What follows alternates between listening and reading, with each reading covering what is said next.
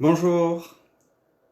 Alors, petit live aujourd'hui pour voir les différentes étapes que peuvent avoir un magicien.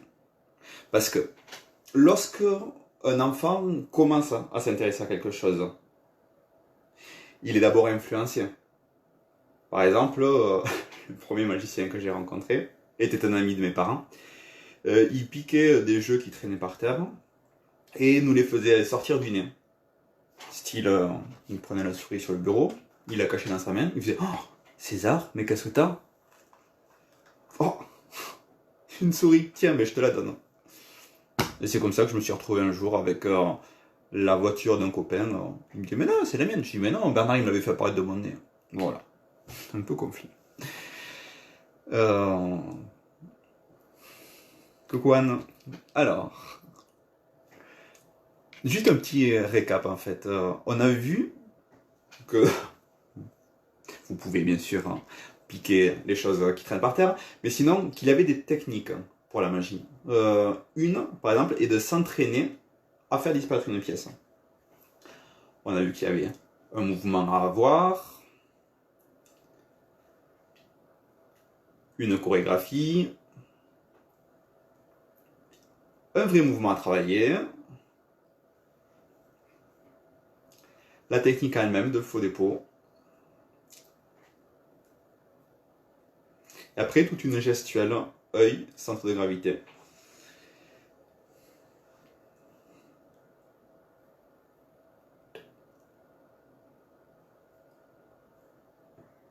Voilà. On avait aussi dans un second temps, un second live, qu'on pouvait utiliser des accessoires truqués. Allez, moi j'ai différents jeux, du coup je suis obligé de noter en fait sur les jeux ce que j'ai. Ça c'est le Svengali Deck, le jeu radio que j'utilisais la dernière fois. Donc, comme je vous l'avais dit, une prédiction. Juste à votre stop. Ici. Ok.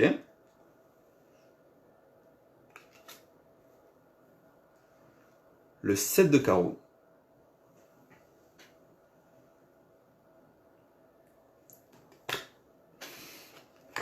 Exactement comme la prédiction. Bravo. Un petit truc intéressant dans lequel on viendra, c'est la dernière phase en fait de la vidéo, c'est de savoir quelle position on prend en tant que magicien.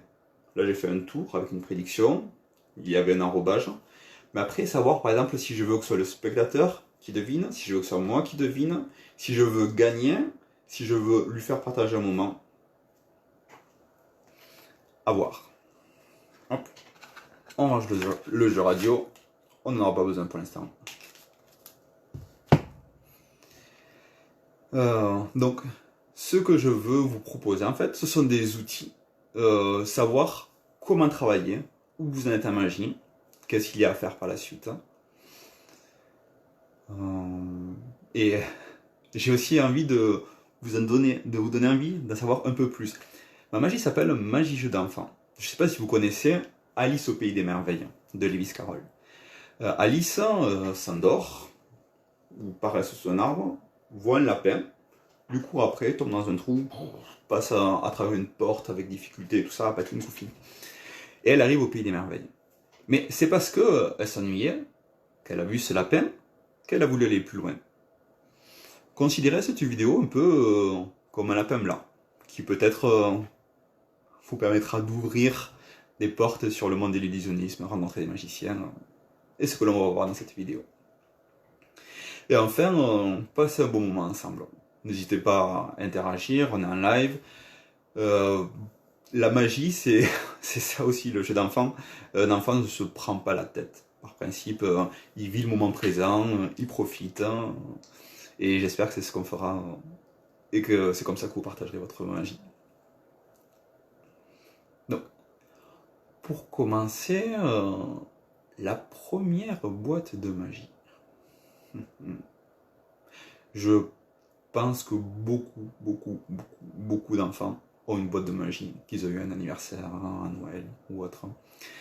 Quand on m'engage pour faire des anniversaires, il arrive souvent que les parents ou que l'enfant arrive avec sa boîte en disant « Ah, moi aussi je suis magicien, regarde ce que je peux faire ». Et souvent on ne sait pas quoi faire de cette boîte. Petite autopromotion, j'ai une chaîne YouTube qui s'appelle Magie Jeux d'enfant, dans laquelle j'ai présenté 10 boîtes à moins de 25 €. J'explique différents critères en fait, l'emballage, la présentation, la qualité, qui peut être super intéressant, par exemple avec de la mauvaise qualité qui se casse, ou une présentation qui donne pas envie, voilà. Après, je m'attaque à la notice, très important la notice, même rédigée en français, elle peut paraître dans une autre langue pour les parents et pour les enfants. La compréhension de la notice et l'accompagnement. À mon sens, le plus important finalement, et je donne une note globale en plus des... Ouais. Petite boîte, par exemple, qui m'a été offerte par mon père dernièrement. Ouais, elle n'est pas ancienne, c'est pas une boîte que j'ai eue il y a longtemps. Je ne l'ai jamais vraiment ouverte en fait, je l'ai juste regardée avant de commencer le live. C'est une espèce d'unboxing que je vois avec vous. Alors, un livret de présentation, bien rangé, du matériel, un anneau, un foulard, un gimmick, un jeu de cartes, une baguette. Le matériel n'est pas franchement de super bonne qualité, mais je me suis un peu attaqué au livre, et c'est là où ça m'a fait plaisir. Règles d'or du magicien, brève histoire de la magie. Peu de boîtes de magie parlent de l'histoire de la magie. À mon avis, super intéressant, parce que ça donne une culture. Comment faire de la guitare si on ne sait pas quels différents styles de guitare il existe, de musique et autres. Donc, de la magie, différents magiciens, toujours intéressant, on peut savoir qui chercher, qui regarder sur YouTube, à la télé, ou suivre. Différentes approches de la magie, et les tours en eux-mêmes. Quelques images explicites. J'avoue, je me suis pas attardé sur les explications, je suis pas sûr que ce soit très très clair, et aide particulièrement. Mais j'ai vu bien pire, je vous assure. Des espèces de notices sur du papier journal, tout mâché.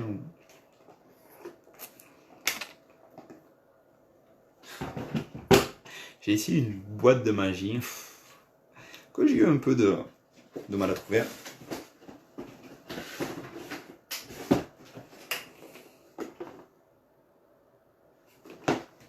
Je sais pas si elle est sortie en France. Moi, je l'ai faite venir d'Espagne. Il y a du matériel. Alors, la qualité, je ne l'ai pas acheté neuve, donc je suis pas sûr du matériel qu'il y a dedans. Mais voilà, des balles à mousse qui s'effritent dans mes mains, des gobelets plastiques. Je sais pas quelle baguette est l'original. Mais par contre, super intéressant. 2 cassettes vidéo. Déjà pour l'époque c'était sympa. Et pour les avoir vus, très intéressant. Et un livret pédagogique. Je ne sais pas si j'arrive à le sortir dans ces conditions.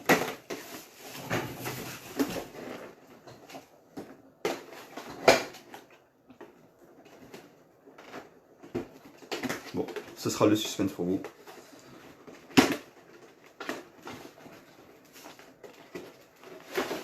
Un épais livret pédagogique. Avec des effets.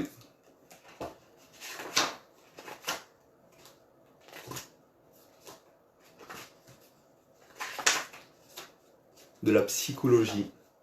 De la philosophie.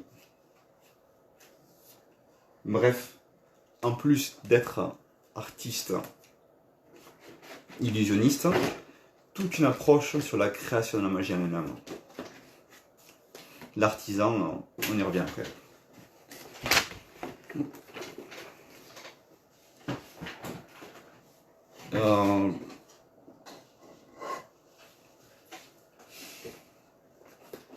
Une boîte peut-être pleine de promesses numériques, Perso, j'ai pas accroché du tout. Un terrain mauvais. Après les tours, parce qu'on commence par une boîte et puis finalement on va pas acheter plein de boîtes, ça prend la place pour les parents, la notice c'est pas forcément... voilà. Du coup on peut acheter des tours. Alors c'est peut-être une époque, mais le Dynamite Coins, à mon avis, reste un excellent tour pour commencer. Faire apparaître de l'argent. Oui, le mien est en franc. Rétro. Le faire voyager d'un à l'autre. Pourquoi pas le faire disparaître.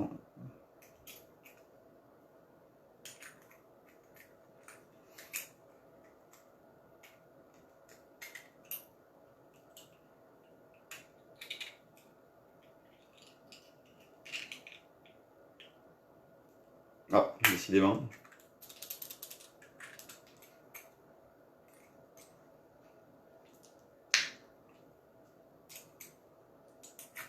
Bref, Dynamite Coins, très bonne routine. Vous savez, chaque semaine, en fait, j'essaie de créer des vidéos en rapport avec le thème du live que j'ai fait.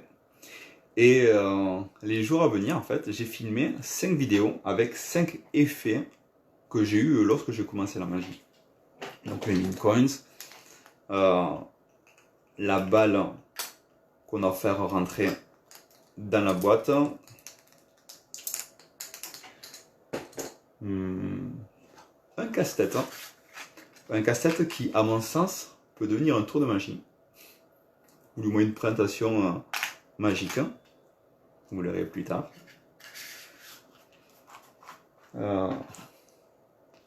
Les tours de magie qu'on peut acheter. Il existe une marque mythique qui s'appelle Tenyo.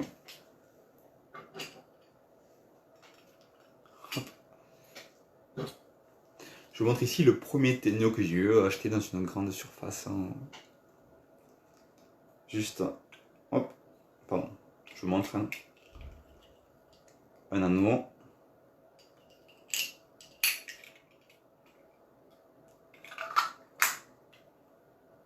Une épée.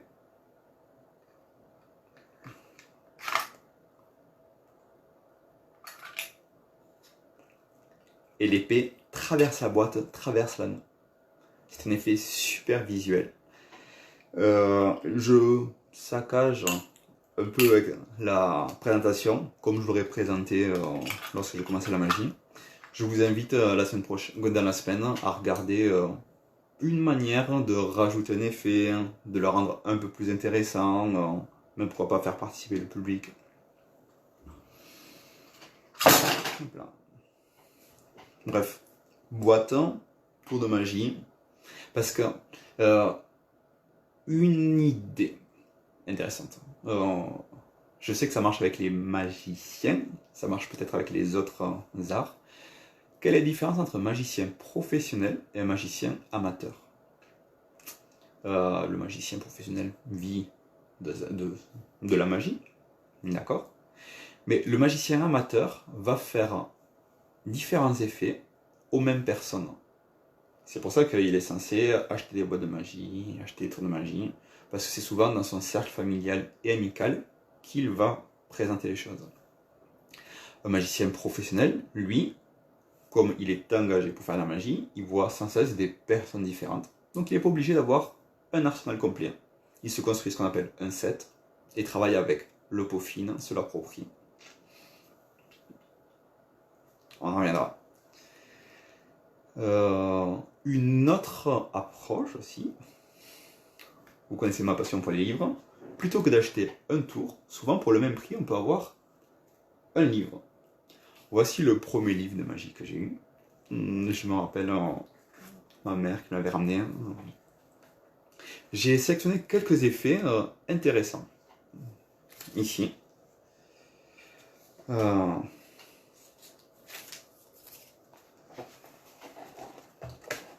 La salière qui disparaît,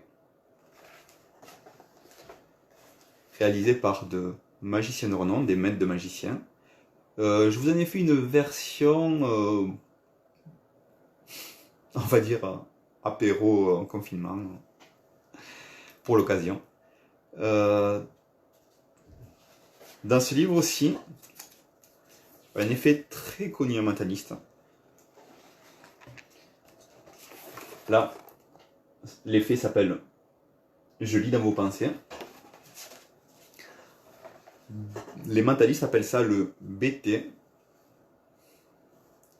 Vous pouvez me demander qu'est-ce que veut dire BT par la suite. L'astuce là est vraiment géniale, il faut 2 livres identiques, mais la présentation est très très bien pensée. Il y a un boniment toujours. En parlant de tours réalisés par les professionnels qui peuvent être faits, quelque chose de super intéressant. Alors, moi j'avais pas appris ce tour sur ce livre. Je crois que lorsque j'avais eu ce livre, il était trop compliqué pour moi et je l'ai découvert parce qu'il expliquait sur plusieurs livres. Mais par exemple, un tour bien ficelé, j'ai un numéro professionnel de cet effet. C'est-à-dire que je suis payé pour présenter cet effet sur scène. Alors évidemment, il est un peu plus continué que, un peu plus développé, élaboré que celui-là. Mais finalement, on peut trouver de tout, de l'inspiration dans beaucoup de choses. C'est suite à différentes rencontres. J'ai laissé ici exprès mon préféré, mon truc perso. Ça s'appelle « Que la force soit avec vous ». Alors, pour la petite histoire, c'est peut-être l'effet que je fais le plus de ce livre. Je l'ai commencé donc lorsque je l'ai reçu.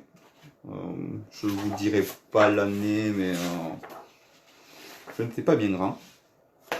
Et ce qui est rigolo, c'est que donc je l'ai lu, je me suis entraîné, et je suis allé voir ma mère. Je me rappelle, elle était à la cuisine, en train de s'occuper. J'ai dit, maman, je peux te montrer quelque chose. Et je lui ai fait la présentation que la force soit avec toi. Je vous montre ce que c'est. Donc, par exemple, le 7 de carreau. Donc, j'ai dit à ma mère, maman, s'il te plaît, dis-toi quand tu veux. Je me concentre. Tu t'es arrêté sur le 7 de carreau. Et elle me dit, mais oui, j'ai vu. T'as passé la carte du dessus au milieu. Donc, en fait, il n'y a rien de magique.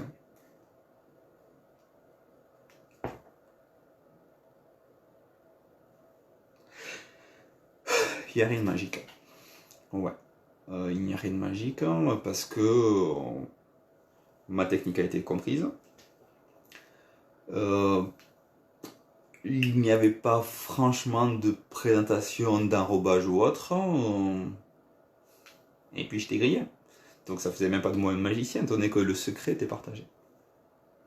Une autre étape, après la boîte, les effets qu'on achète, c'est de rencontrer des vrais magiciens. Moi, il m'a fallu un peu plus de 10 ans en fait pour vraiment rencontrer le cercle de magiciens. À mon sens, c'est 10 ans que j'ai un peu perdu. C'est pour ça que je vous invite à travers cette vidéo ou à travers d'autres rencontres à regarder un peu autour de vous, juste pour parler de que la force soit avec vous. C'est un effet qui, en termes d'illusionniste, s'appelle la slip cut. Donc techniquement, on fait passer la carte du dessus au milieu. La slip cut, si tu allais réaliser de l'autre côté, est plus ou moins cachée. Donc là, vous avez vu un peu la carte, mais je peux m'arranger pour que vous ne voyez pas le passage. C'est un ami magicien, Slide, salut Slide, qui m'a montré une idée pour détourner l'attention lorsqu'on triche. Par exemple, tiens, je vais te faire choisir une carte. Tu dis stop quand tu veux, ok. Alors, je vais pas te demander de regarder le 6 de cœur parce que je l'ai vu. Je vais te demander de regarder cette carte, d'accord? Et voilà. Du coup, j'ai détourné l'attention de la technique en elle-même en attirant le regard sur le paquet du bas. Donc j'ai un mouvement de main plus naturel. J'attire l'attention sur quelque chose. Donc vous ne voyez pas ceci. Ça fait ce qu'on appelle une parenthèse d'oubli. Et je vous montre le set de carreaux que je force depuis le début. De fil en aiguille, de présentation en présentation. C'est Mark Elston qui m'a donné une variation, je crois, de Gary Kurtz. Donc, tu dis stop quand tu veux. Hop, ici. Ok. Donc, juste, est-ce que tu peux prendre la carte, s'il te plaît? Je ne veux pas y toucher. Alors, je n'ai pas développé techniquement cette approche, parce qu'elle n'est pas de moi. Mais, quelque chose qui est assez intéressant. Tout à l'heure, je vous ai montré Juan Tamariz, il y a une philosophie dans tout ça. Juan Tamariz a une idée qui me plaît énormément, c'est le fait d'avoir les mains ouvertes. Par exemple, j'ai une carte. Je tiens la carte. Bon, c'est le set de carreaux. Là, j'ai un langage verbal un peu fermé. Je peux tenir la carte, les mains ouvertes. Perso, ça ne me dérange pas plus, parce que de toute façon, personne n'y touchera. Donc, j'ai une position ouverte. Slip cut. Hop. Les mains sont ouvertes, fermées, ce qu'on appelle un binary grip. Avec la variation de Gary Kurtz, j'ai ici le paquet qui est tenu par 2 doigts et ici une main ouverte. Et pourtant, je vous ai toujours forcé le set de carreaux. Que la force soit avec toi. Rencontre, échange, brainstorming, aller un peu plus loin. Et du coup, rencontrer des magiciens, ça permet voilà, de donner un degré de plus, j'en parlais dans les autres vidéos, à votre magie, d'élargir le répertoire. Par exemple, on avait parlé du Svengali Deck, du jeu radio, mais finalement, si je veux vous faire passer une carte, vous obligez à en prendre une, je peux très bien utiliser une autre technique, avec un jeu normal, en l'occurrence.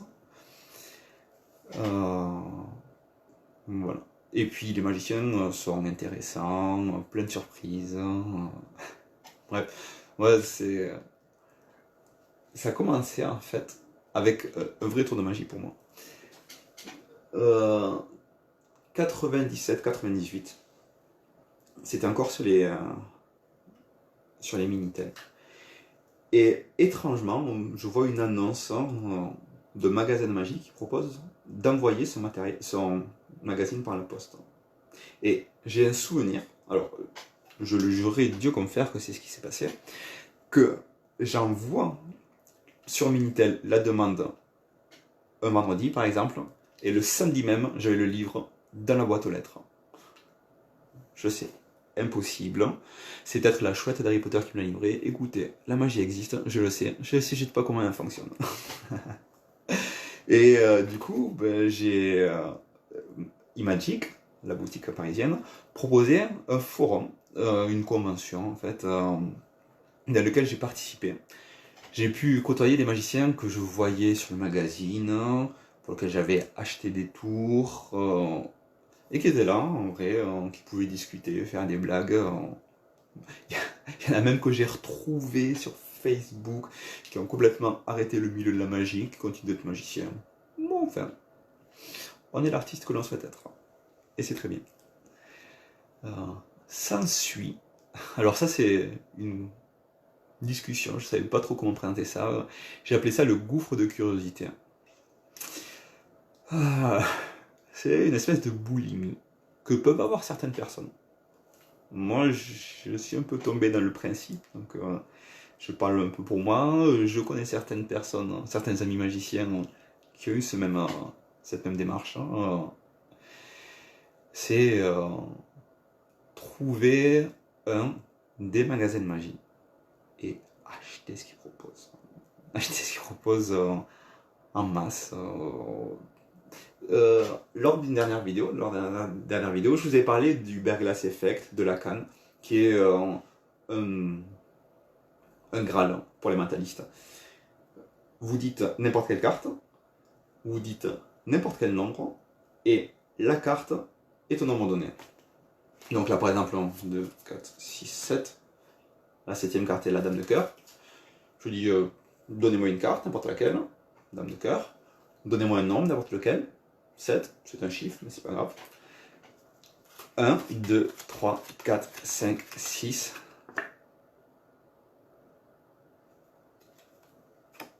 Dame de cœur, bravo. Évidemment, pas de dame de cœur ailleurs.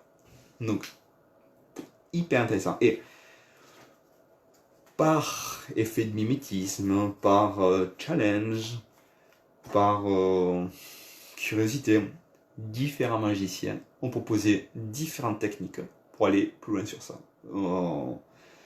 Des jeux truqués, des complices, des techniques plus ou moins simples ou difficiles à gérer, des calculs, bref. Jusqu'à reçu dernièrement un livre qui, non content de donner une technique, propose des effets, parle de la construction, de comment a été développé l'effet, et finalement est une histoire à vouloir aller plus loin. Antoine, si tu te reconnais, vraiment merci beaucoup. Et Ludo Mindbox, super travail. Voilà, parce qu'il existe, vous le verrez peut-être, des magasins de magie. Pareil, si vous voulez aller un peu plus loin, je pourrais vous en parler un peu. Ce n'est vraiment pas l'idée de cette vidéo, donc je ne dis rien.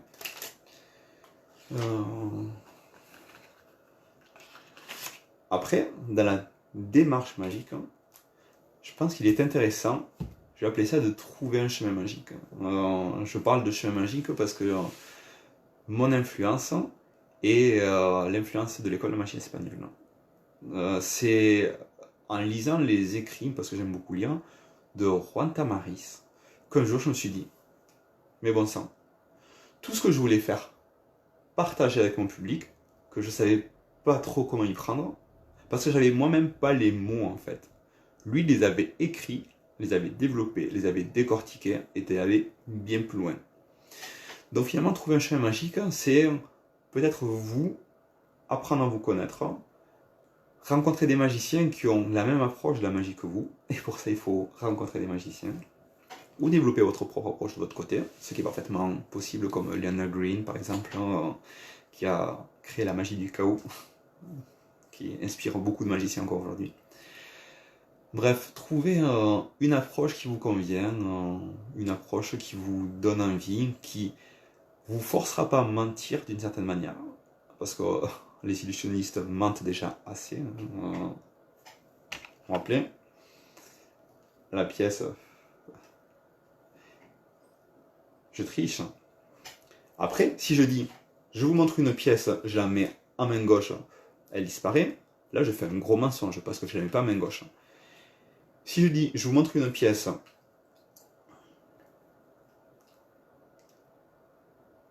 bah, où est-elle passée? Là vous pouvez penser à la main droite. Si on en revient à la disparition moléculaire par exemple, de la pièce qui disparaît et qui réapparaît, là on a une présentation. La technique ne m'est pas personnelle à fond, dans un sens où j'ai utilisé des techniques de magicien qui ont été décrites, mais la chorégraphie correspond à mon caractère, mon rythme, mon positionnement des mains, bref, une approche de mon chemin. Et donc quand j'ai voulu vous présenter cette routine, je n'ai pas cherché à imiter quelqu'un ou à être quelque chose d'autre, j'ai juste fait ma magie, mon approche. De même que si vous avez acheté du matériel à quelqu'un, si vous présentez une création que vous avez, c'est avant tout une partie de vous, votre cheminement à vous, que vous allez proposer, plus que une lecture même de ce que vous avez appris. N'oubliez pas, le lapin blanc, là c'est la chute en fait. C'est Alice qui tombe dans le trou et était à quelques centimètres, quelques secondes, quelques respirations de récupérer la clé en haut de la table et arriver à trouver le pays des merveilles.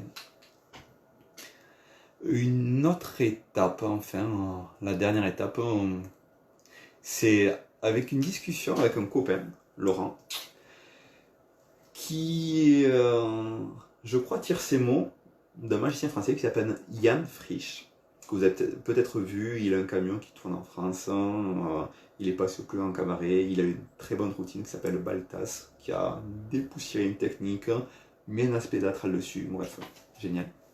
Mais bon, pour en revenir, euh, j'aime le concept d'artisan de magie. Alors, euh, comment dire? Salut Dante, merci.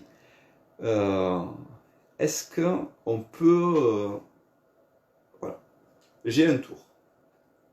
Par exemple, le Limit Coin. J'apprends la routine. Ok. Du coup, je fais comme c'est écrit sur la notice. Ensuite, je me dis, ce qui n'est pas écrit, moi par exemple c'est en francs, je peux expliquer pourquoi est-ce que nous sommes passés des francs aux euros. C'est parce que les magiciens avaient cet accessoire qui permettait de produire des francs trop facilement, de les faire voyager. Donc c'était mauvais d'un point de vue financier. Ça c'est mettre une couche de César, où je rajoute une histoire où j'ai pas besoin de mentir, étant donné que ce sont des croyances que j'ai. Et après, artisan, c'est essayer de sortir du cadre, cette fois-ci. Je vous laisse découvrir la vidéo que j'ai faite par rapport à Dynamic Coins, que j'ai appelé Dynamic Rubber Band, qui est l'élastique. J'ai essayé de rajouter un accessoire au trucage pour rendre l'effet un peu plus surprenant. C'est un ajout personnel, je n'avais pas entendu parler avant, donc du coup c'est une petite fierté de mettre une griffe sur quelque chose que tout le monde fait. Voilà. C'est ma manière de faire en fait. Je n'ai pas inventé le marteau, si on dit que le marteau est le Demi Coins.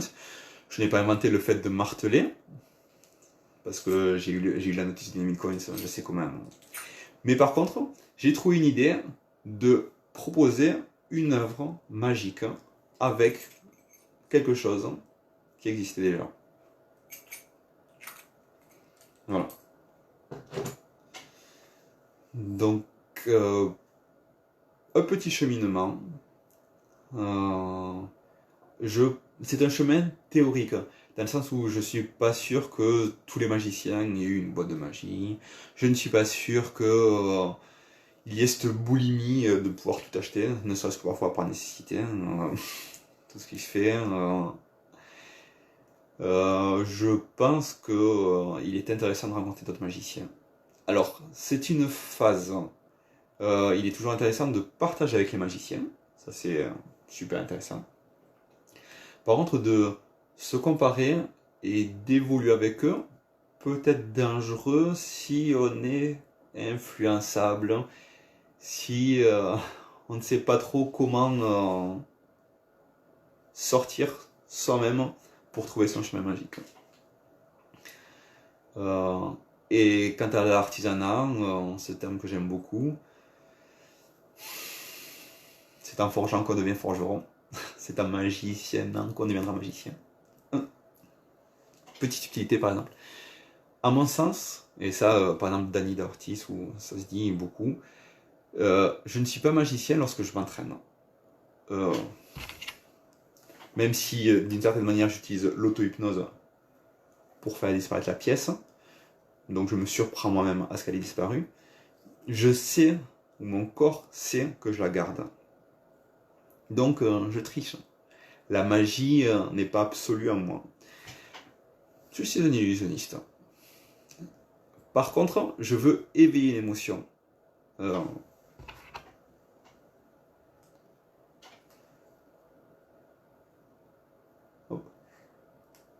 je peux faire passer la pièce ici, jusque là. Surpris. Et encore là, c'est plein fixe. En conditions réelles, le focus, le langage non verbal, le discuter est encore plus fort.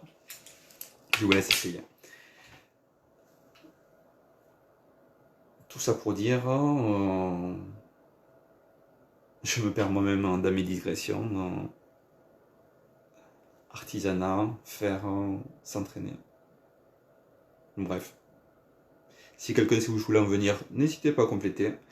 Sinon, on passe à autre chose.